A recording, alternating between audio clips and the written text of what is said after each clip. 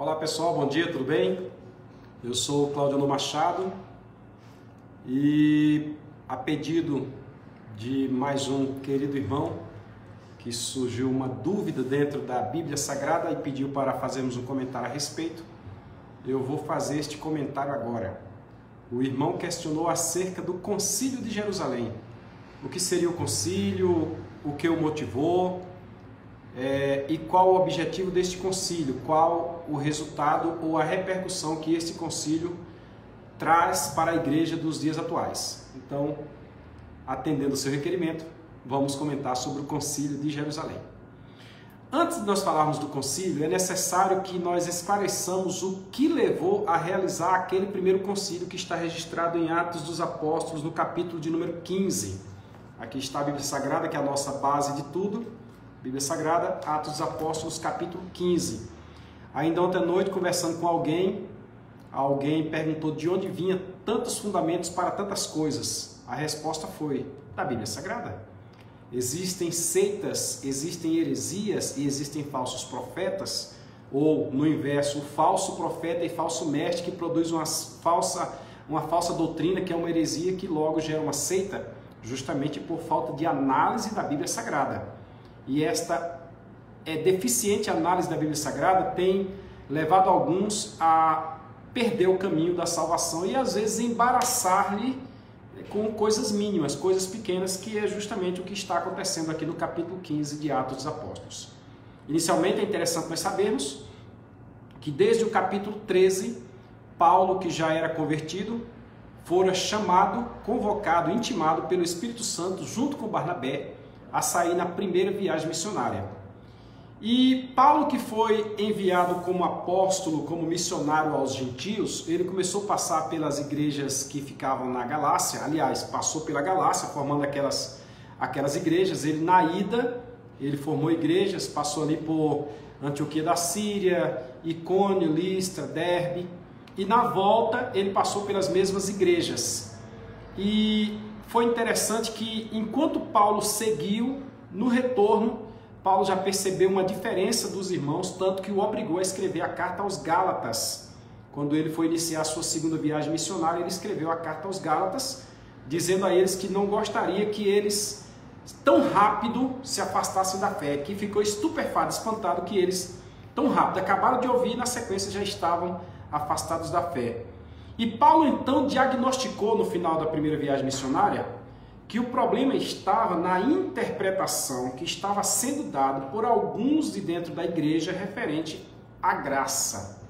E aqui é interessante, alguns vivem como se quisessem viver ainda sob a égide da lei. Paulo, inclusive, para falar a esse respeito, ele chama a atenção de uma mulher que foi casada, mas que o marido faleceu e ela casou com um novo marido. Ela, com um novo marido, é como se ela quisesse ainda continuar realizando as mesmas coisas que o marido anterior gostava. Paulo diz, não devemos mais nos meter debaixo do jugo da servidão. Se agora encontramos a graça, vivamos de acordo com a graça. Viver de acordo com a graça não é viver a libertinagem, é ter liberdade em Cristo, e essa liberdade consciente. Neste sentido, Paulo, então, chegando da primeira viagem missionária, percebeu que existia uma exigência daqueles que eram judeus cristãos, inclusive o próprio Pedro, que ele chama de Cefas, ele repreendeu Pedro na cara, porque Pedro lhe pareceu repreensível, porque estando com os irmãos, Pedro, em parte, concordava com a graça. Quando Pedro se afastava dos obreiros e estava lá no meio dos gentios, Pedro então exigia o cumprimento das regras da lei àqueles que eram gentios. Aí Paulo, que tinha consigo um rapaz, agora estavam juntos Paulo, Barnabé e um rapaz chamado Tito. Paulo então pegou esse Tito que se converteu, inclusive esse Tito se torna depois um grande obreiro. Nós temos no Novo Testamento a carta a Tito. E Paulo desce com Tito a Jerusalém. Eles estão em Antioquia da Síria neste momento agora. E Paulo desce a Jerusalém para que ali em Jerusalém fosse discutido, está no capítulo 15 de Atos, se os irmãos agora, novos convertidos, os que estavam aceitando Jesus, especialmente a grande quantidade de gentios que agora aceitavam a fé, porque inicialmente pensava-se que a seita do caminho, assim como era chamada a igreja, era somente uma ramificação do judaísmo. Paulo então desceu lá e houve o concílio com todos os apóstolos, concílio presidido pelo pastor Tiago, que foi o primeiro pastor da igreja de Jerusalém. Presente no concílio Pedro, que fazia a defesa dos judaizantes. Presente no concílio Paulo, presente no concílio Barnabé, que foi quem introduziu Paulo no ministério, pois Barnabé foi buscar Paulo, depois de 14 anos lá em Tarso, Barnabé foi buscar Paulo para que trabalhasse consigo lá em Antioquia da Síria. E desceram para Jerusalém, agora acompanhados de Tito. E aberta aquela reunião, aberto aquele concílio, você pode verificar no capítulo 15 de Atos, é a quarta vez que eu faço referência ao capítulo 15 de Atos. Eles então discutiram os assuntos e Paulo mostrou, veja, esse rapaz aceitou a Jesus. E agora, como é que esse rapaz aceitou Jesus e eu vou obrigá-lo a cumprir todo o regramento dado aos judeus? O próprio Tiago, quando escreveu sua carta, falando dos 613 preceitos que tem na lei judaica, o próprio Tiago disse que se alguém errar em um dos preceitos, será culpado de todos eles. Desta forma, não há quem consiga se salvar pela lei. Houve então a suprema necessidade de que os irmãos compreendessem, como está na carta aos Hebreus, que haveria agora uma nova aliança. Nós agora vivemos uma nova aliança em Cristo. Não vivemos mais debaixo dos rudimentos da lei.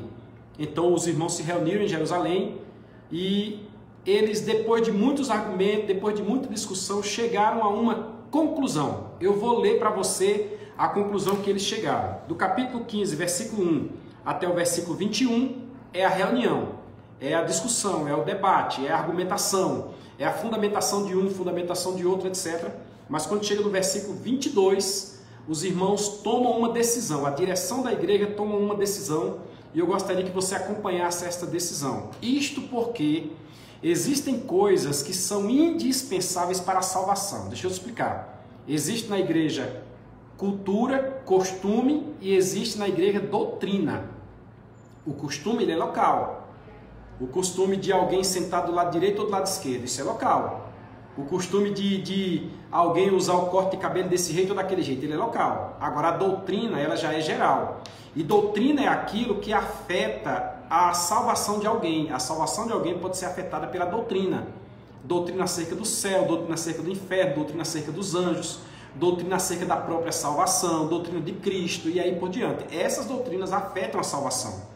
Essas doutrinas mal explicadas, é onde vem aquilo que foi dito no Novo Testamento, que surgem as heresias. Uma doutrina mal explicada é uma heresia. Então, os irmãos, para eliminar e não gerar mais dúvida, se alguém na igreja atual ainda tem essa dúvida, vai que alguém coloque junto da salvação a guarda de um dia para que a pessoa seja salva. Coloque junto de Cristo a guarda de um dia para que a pessoa seja salva. Vai que alguém coloque, além de crer em Cristo, a determinação deste ou daquele alimento. Neste sentido, já que nós estamos falando de judaizantes, os irmãos resolveram, e eu vou ler para você a partir do versículo 22 do capítulo 15 de Atos. Está escrito assim: Então a conclusão. Você quando lê então já sabe que alguma coisa foi decidida. Então, pareceu bem aos apóstolos, ou seja, uma decisão. Lembre que estavam lá no capítulo 2 de Atos, eles estavam sempre reunidos sob a doutrina dos apóstolos, eles seguiam a orientação dos apóstolos. A igreja atual não é diferente, a igreja atual tem que seguir a orientação dos apóstolos. Então, pareceu bem aos apóstolos e aos anciãos, aos presbíteros, aqueles que estão dentro da igreja que tem mais maturidade, este é o sentido de ancião, pessoa que já tem uma certa experiência aqui. Neste momento aqui, a igreja já tinha pelo menos 20 anos de existência. Nós estamos aqui por volta do ano 54, 55 da era cristã. E a igreja começou lá no ano 33. Robson Mendes. Meu irmão, meu pastor, Deus te abençoe. Estou falando aqui sobre o Concílio de Jerusalém. Não sei se o senhor pegou desde o princípio. Pastor Robson é um dos nossos pastores e eu tenho satisfação em dizer que congrego com este grande homem de Deus. Deus te abençoe, pastor Robson. Então, os apóstolos e os anciãos, com toda a igreja, observe, não é uma decisão única. O assunto foi aos apóstolos, levado por Paulo, os apóstolos reuniram os anciãos da igreja, depois participaram do assunto para toda a igreja. Com toda a igreja, resolveram eleger homens dentre eles e enviá-los com Paulo e Barnabé a Antioquia. Para que Paulo e Barnabé, que trouxeram o problema de Antioquia, o problema foi discutido na reunião em Jerusalém, no concílio, retornando para Antioquia, a palavra deles tivesse uma confirmação, eles escolheram 2 irmãos que fossem lá, irmãos de peso, pessoas de nome, de respaldo, para que confirmasse o que eles haveriam de dizer, porque aparentemente era algo diferente, algo estranho, algo novo. A saber, estou no versículo 22, Judas, chamado Barsabás, e este Judas aqui é... Oi Cecília, tudo bem? E este Judas aqui é o Judas, irmão de Jesus. Este Judas é o irmão de Jesus. E Silas, esse Silas é o mesmo Silvano, é o que vai sair com Paulo na segunda viagem missionária, é o Silas. Silas é um nome carinhoso, é como se alguém tivesse o nome de Eduardo e fosse chamado de Dudu.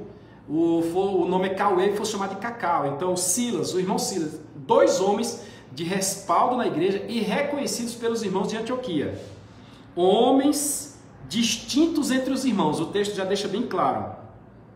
E por intermédio deles, destes 2 homens, Judas e Silas, escreveram o seguinte: olha o que eles escreveram aos irmãos de Antioquia, o que os apóstolos, os anciãos e a igreja escreveu aos irmãos de Antioquia.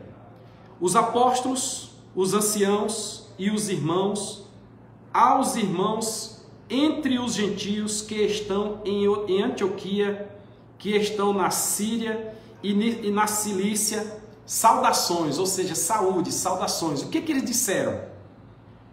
Porquanto ouvimos que alguns que saíram dentre nós vos perturbam com palavras e transtornam as vossas almas, dizendo que deveis circuncidar-vos. Olha, chegou ao nosso conhecimento que alguém saiu daqui e foi até aí em Antioquia e falaram para vocês coisas que nós não temos esta ordem, nós não demos esta ordem, obrigando vocês a circuncidarem e guardarem a lei dos judeus. E aqui nós não vamos entrar no mérito, mas quando você for estudar a lei, você vai ter que entender que a lei ela tem preceitos morais, civis e cerimoniais. E existem os preceitos civis que são para aquela sociedade, a sociedade judaica. Não é para a sociedade brasileira, por exemplo. E não era para os gentios, que os gentios não tinha nada a ver com o judaísmo, né? É que vocês se circuncidem, guardem a lei, não lhes tendo nós dado mandamento. Olha o que os apóstolos dizem na cara aqui: nós não demos mandamento e estas pessoas saíram e foram até vocês usando o nosso nome. Você já tem uma falsidade ideológica, você já tem qualquer coisa dessa natureza. Só basta ler o texto que você percebe isso. Pareceu-nos bem, isso está dentro da carta, pareceu-nos bem, reunidos concordemente, eleger alguns homens e enviá-los com os nossos amados Barnabé e Saulo. Eles já estão justificando por que Judas e o Silas estão indo até eles. Homens que já expuseram as suas vidas pelo nome do nosso Senhor Jesus Cristo. Estes aqui são Barnabé e Saulo. Eles mandaram Silas e Judas junto com Barnabé e Saulo, e Barnabé e Saulo são homens que já expuseram as suas vidas por amor de Cristo. Quando diz expuseram as vidas, estão reconhecendo que Paulo e Barnabé, na primeira viagem missionária, quase foram mortos. Eles oraram por um rapaz que tinha o pé torto, os artelhos do rapaz se consertaram. Sabe o que aconteceu? Eles foram apedrejados e jogados fora da cidade como que mortos, principalmente o Paulo. Aí os irmãos estão dizendo: nós reconhecemos que eles... Hoje em dia, às vezes não acontece o reconhecimento do serviço que é realizado por alguém. Alguns não reconhecem, mas eles aqui estão reconhecendo o trabalho que havia sido realizado por Barnabé e Saulo. Aí eles dizem: enviamos, portanto, tudo isso é a carta, enviamos, portanto, Judas e Silas, os quais, por palavra, vos anunciarão as mesmas coisas. Ou seja, o que Barnabé e Saulo vai dizer para vocês, Judas e Silas vão dizer a mesma coisa, porque é o que nós decidimos aqui. Cristão vive o sim, sim, não, não. Quando o cristão falar, tem que ser aceito, porque ele fala a verdade. Cristão que não fala a verdade, o mentiroso, ele já erra, porque o mentiroso é filho do diabo. Comentei sobre essa questão na outra live aí. Mas aqui os irmãos, mesmo reconhecendo que Barnabé e Silas falavam a verdade, Barnabé e Paulo falavam a verdade, eles mandaram Judas e Silas. Preste atenção. Na verdade, pareceu bem ao Espírito Santo, aqui a coisa já começa a ficar bem mais séria. porque foi o Espírito Santo quem estava reunido com eles em oração. O Espírito Santo falou naquela reunião. E eles disseram aqui, pareceu bem ao Espírito Santo e a nós, leia lá do versículo 1 até o versículo 21 do capítulo 15 que você vai ver. Não vos impor mais encargos algum, senão estas coisas necessárias. Por quê? Porque existiam exigências de que fosse cumprido isto, aquilo outro, para que a pessoa fosse salva. E na realidade não é. A salvação ela é um ato de graça. Graça é um favor que a pessoa não merece. É um favor imerecido. É um favor, não é favor mais merecimento, é favor imerecido, ou seja, um favor que a pessoa não merece. A pessoa tem que ser aceita por graça. Inclusive, Martinho Lutero, quando ele estudava a carta aos Romanos, que fala da salvação pela graça, e estudava também a carta de Tiago, Joselita Brito, seja bem-vindo. O Martinho Lutero chegou a dizer que a carta de Tiago era epístola de palha, porque é como se Tiago tivesse errado ao dizer que a pessoa prova a sua salvação pelas suas obras, enquanto Paulo diz que prova-se a salvação sem as obras. Não existe erro nenhum em um ou em outro. O que está acontecendo é que são momentos distintos. O apóstolo Paulo está dizendo lá na carta aos Romanos que para que a pessoa seja salva, ou seja, ele adentre a fé, ele não precisa de obra. Não precisa 7 sexta-feira, 7 quinta-feira, não precisa romaria, não precisa subir de joelho na calçada não sei de onde, não precisa nada, não precisa pagar tantas cestas, não precisa. Como também não precisa guardar o sábado, não precisa evitar comer essa ou aquela comida. Se você abrir a Bíblia, você vai encontrar lá no capítulo 9 de Gênesis que o Senhor diz: tudo quanto se move vos será para mantimento. Ponto. A questão de certos animais, de certas carnes, unha fendida ou não, que remói ou não, aí é outro detalhe. É porque o povo estava no deserto e Deus, na sua sabedoria, queria preservar a saúde do povo. Mas isso não afeta a salvação. Existe por aí algum grupo religioso que acha que tem que guardar, mas não é o nosso caso e não é o caso da Bíblia Sagrada. Então, nesta circunstância, Paulo vai dizer que para você entrar na fé é só por fé. Agora, Tiago vai dizer que se você diz que é crente, se você diz que crê em Deus, você não me diga isso somente de boca, me diga isso pelas suas obras, e as suas obras falarão por você. Então, não há erro em Tiago, nem há erro em Paulo. Os conceitos estão corretos. Um é para que a pessoa entre na fé, e o outro é uma vez que ele está dentro da fé. Se está dentro, produza um fruto de acordo com aquilo que você está falando, é só isso. Mas aqui, os irmãos que estavam vivendo a obrigação de ter que cumprir regras para que eles fossem salvos, os irmãos decidiram e colocaram que o Espírito Santo, junto com eles, decidiu que não precisa mais de algumas coisas, senão as necessárias. Quais são as coisas necessárias? Que vos abstenhais das coisas sacrificadas aos ídolos, do sangue, da carne sufocada, da prostituição, das quais coisas bem fazeis se vos guardar. É bom que vocês façam. Se vocês fizerem, vocês vão fazer o bem. Ponto. E o que são essas coisas? Primeiro item aqui, que vos abstenhais das coisas sacrificadas aos ídolos. E na sequência diz, do sangue e da carne sufocada. Preste atenção aqui. Vou falar primeiro do sangue. Não se deve comer o sangue do animal, e está lá no Antigo Testamento. Nós vamos pegar lá um gancho do Antigo Testamento, que o sangue, que é a vida, ele deve ser derramado no chão. O chão deve receber o sangue daquele animal que alguém matou para comer. Vai comer um boi, vai matar um boi, sangre ele e deixe o sangue correr no chão. Não junte o sangue, não coma o sarapatel. Quem come o sarapatel está agindo contrário a esta ordenança que está dita aqui. Ponto. Isso aqui foi o Espírito Santo quem falou e não adianta entrar em discussão. Certa vez eu estava numa convenção em Salvador e veio o cardápio e um irmão foi comer e disse: quanto é que custa essa galinha ao molho pardo?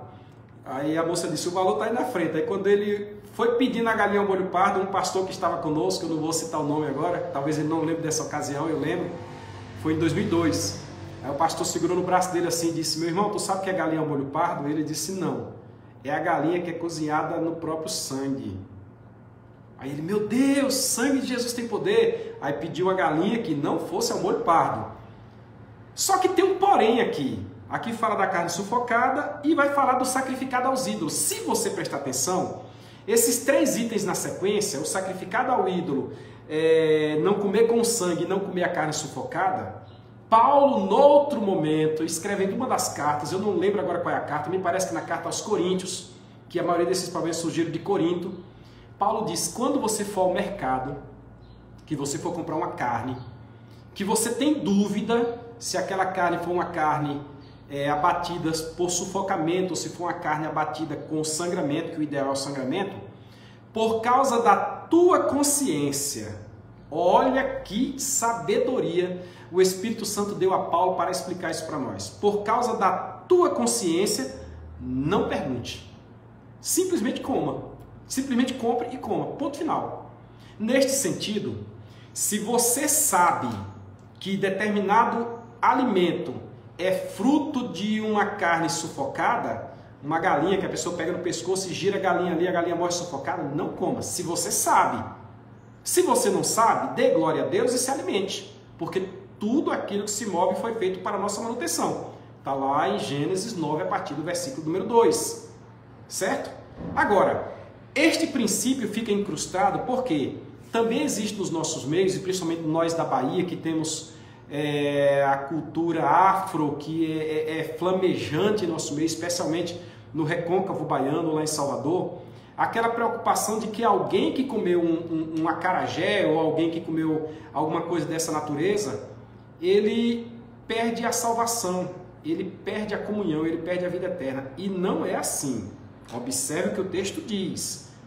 Se você sabe, abstenha-se e bom será, o versículo diz isso no final do versículo 29. Bem vos vá, bem fazeis se guardar-vos dessas coisas. Se você sabe, não coma. Então, com relação por exemplo, eu estava um dia no local e uma pessoa chegou e me entregou balinha. Ué, me entregou balinha, eu peguei e botei na boca. Só que depois eu fui saber que aquelas balinhas eram de Cosme e Damião, eram caruru. Eu ainda tinha umas 4 balinhas no bolso, simplesmente eu peguei as que sobravam, fui lá no lixo e joguei. Mas aquela que eu botei na boca eu engoli e nunca me aconteceu nada. Eu sou crente, sou batizado no Espírito Santo, Deus tem abençoado minha vida e isso nada aconteceu. Mas a consciência me fez pegar as outras 4 balas e jogar fora. Então você tem o que? Um acarajé. Você vai chegar no local, tem uma baiana. É cultura, faz parte da cultura baiana, as mulheres vestidas de branco, inclusive elas fizeram movimentos para que fosse reconhecido como sendo cultura na Bahia. Você não vai brigar contra isso aí, é cultura, é cultural. Você quer comer um acarajé feito por uma baiana, você pode comer acarajé em casa. Eu lembro que muitas vezes eu ia a Barreiras, lá na casa do irmão Juraci, de saudosa memória, e lá na casa do irmão Juraci eu comi o meu primeiro acarajé. Quer dizer que o acarajé, só pelo nome ser acarajé, a forma como ele é feito, com azeite de dendê, aquela coisa toda, o acarajé, ele vai desqualificar o alimento só pelo nome, porque está sendo feito, e foi feito na casa de um servo de Deus, de um homem de Deus? Não desqualifica, não. Agora, você chegou no local, você viu todo aquele contexto, fique na sua. Compre e coma. Agora, se você perguntar, e aí, baiana, é oferecido? E ela disser, é oferecido, e você comprar, e você comer, aí você tem problema. Sendo assim, os irmãos orientaram que devemos nos abster do sacrificado, do sangue, que não tem nada a ver com a transfusão de sangue, tá? Tem alguém aí que não aceita nem transfusão de sangue, eu não vou entrar nesse mérito porque eu teria que falar sobre apologia cristã, mas não vou entrar no mérito aqui agora. Mas se abstenha do sangue. Eu, por exemplo, se eu souber que eu não quero, eu posso comer ali a farinha, botar óleo ali, misturar e pronto, eu não quero. Eu sabendo a minha consciência, mas também não afeta a fé de ninguém, que a Bíblia vai dizer que se tu come carne e teu irmão come legume, por causa da falta de fé do teu irmão, coma legume também. Eu não vejo problema. Agora, se eu chegar num ambiente onde eu perceber que aquelas pessoas são fracas espiritualmente, acredite, eu faço como Paulo, me faço de tolo para ganhar os tolos, me faço de sem lei para ganhar os sem leis, mesmo não estando sem lei, mas eu me faço para poder alcançar aquela pessoa. E na hora que eu tiver a oportunidade, eu explico. Isso aí faz parte já da minha forma de agir. Então, voltando, o sacrificado o sangue, sacrificado aos ídolos, o sangue, o sufocado, a prostituição, coisas das quais, são 4 itens, né? Coisas das quais bem fazeis se vos guardardes, bem vos vá. E aqui encerra a carta. Sendo assim, a pedido do irmão, está explicado o Concílio de Jerusalém, e a partir daí, a igreja agora desenvolveu-se por toda a Europa, chegando a Portugal, chegando ao Brasil, vindo ao Brasil tanto nas capitanias que vieram de Portugal, como por vários outros missionários, especialmente depois do movimento da Rua Azusa, que fez com que o evangelho chegasse no Brasil. Várias igrejas a partir daí surgiram, como também a Assembleia de Deus com Daniel Berg e Gunnar Wingren. E esta igreja missionária Márcia Vieira, Deus abençoe, Pai do Senhor, pastor Antônio, estas igrejas agora passaram a ter suas questões locais. Então, para esclarecer, o Concílio de Jerusalém foi para tirar dos nossos ombros aquela responsabilidade de carregarmos todos os 613 preceitos da lei, onde Tiago já dizia que não nos salvaríamos. Deus te abençoe, espero ter contribuído com mais este irmão. Se você gostou, né, faz igual os grandes youtubers por aí, compartilha, dá um like, dá um joinha e faça com que a palavra de Deus seja explanada e espalhada para várias pessoas. Aquele abraço, fica com Deus.